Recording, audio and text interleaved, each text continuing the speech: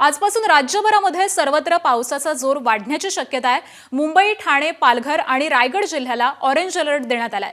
तर कालच्या बंगालच्या उपसागरामध्ये निर्माण झालेल्या कमी दाबाच्या क्षेत्रामुळे राज्यात पावसाचा जोर वाढलेला आहे आणि त्यामुळे आजपासून 7 जुलैपर्यंत राज्यात अनेक जिल्ह्यांमध्ये मुसळधार ते अतिमुसळधार पावसाचा इशारा देण्यात आलाय।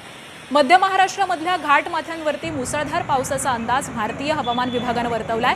नाशिक, पुणे आणि साताऱ्यामधल्या घाट परिसरामध्ये पुढील 3 दिवसात 600 ते 800 मिलीमीटर पावसाची नोंद होण्याची शक्यता आहे। पुढील 48 तासांमध्ये मुंबईसह ठाणे, पालघर आणि रायगडमध्ये जोरदार पावसाचा अंदाज आहे आणि या पार्श्वभूमीवरती नागरिकांनी अत्यावश्यक कामाशिवाय घराबाहेर पडणं टाळावं, समुद्रकिनारी त्याचबरोबर नदी नाल्यांच्या परिसरामध्ये जाणं टाळावं असं आवाहन प्रशासन आणि हवामान विभाग करत आहे। दरम्यान गेल्या काही दिवसांपासून मुंबईवरती निर्माण झालेल्या पाणी टंचाईच्या संकटावरती या पावसामुळे मोठा दिलासा मिळण्याची शक्यता आहे। दरम्यान 5 जुलैपर्यंत पावसाचा जोर असाच कायम राहणार आहे, याचा आढावा घेतलाय आमचे प्रतिनिधींनी। आपण पाहूयात।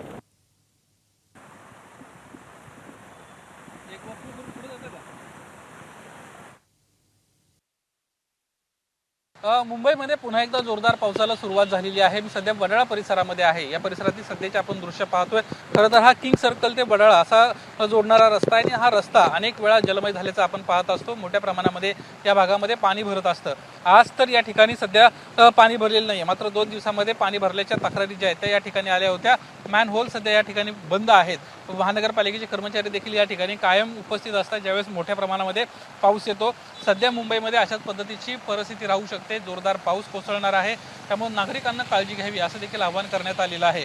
मागच्या 2 दिवसामध्ये जोरदार पाऊस कोसळला आहे। अशाच पद्धतीची परिस्थिती 5 जुलैपर्यंत राहणार आहे। त्यामुळे घरातून बाहेर पडताना जी अत्यावश्यक जी महत्त्वाची साधनं आहेत ती सोबत असावीत असं देखील आवाहन महानगरपालिका, मुंबई आरोग्य विभाग या सगळ्यांच्या वतीनं करण्यात येत आहे। साधारणपणे मागच्या 2 जुलैची जर आपण आकडेवारी पाहिली आत्ताची, तर सकाळी 8:30 वाजेपर्यंत तब्बल 120 मिलीमीटर पावसाची नोंद जी आहे ती झाली होती। काही भागात तर तब्बल 200 मिलीमीटर पाऊस देखील पडला होता। कुलाबा वेधशाळेत 24 तासात 158.0 मिलीमीटर पावसाची देखील नोंद झालेली आहे। 1 जुलैपर्यंत एकूण पाऊस जो आहे तो 768.9 मिलीमीटर झाला असल्याची देखील माहिती मिळते। सरासरी वार्षिक जी आकडेवारी आहे त्याच्यामध्ये 31.9% जी आहे ती वाढ झाल्याचं देखील आपल्याला पाहायला मिळते। गेल्या वर्षी याच कालावधीमध्ये 28.9% पाऊस झाला होता। सांताक्रूज येथे 24 तासात तब्बल 205 मिलीमीटर पावसाची देखील नोंद झालेली आहे। 1 जुलैपर्यंत 718.3 मिलीमीटर पर्जन्यमान असून हे प्रमाण वार्षिक सरासरीच्या 30.9% गेल्याची देखील माहिती मिळते आहे। एकंदरीतच पुढचे आणखी 2-3 दिवस महत्त्वाचे आहेत, त्यामुळे नागरिकांना काळजी घ्यावी असं आवाहन महानगरपालिकेच्या वतीनं करण्यात येत आहे। सध्या जी लोकलची सुविधा आहे ती सध्या सुरळीत आहेत।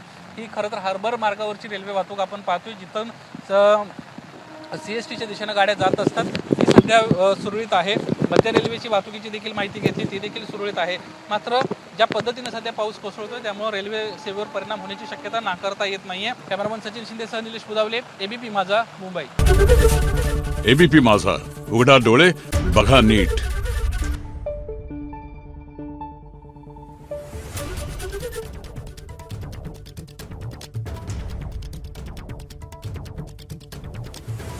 Thank you.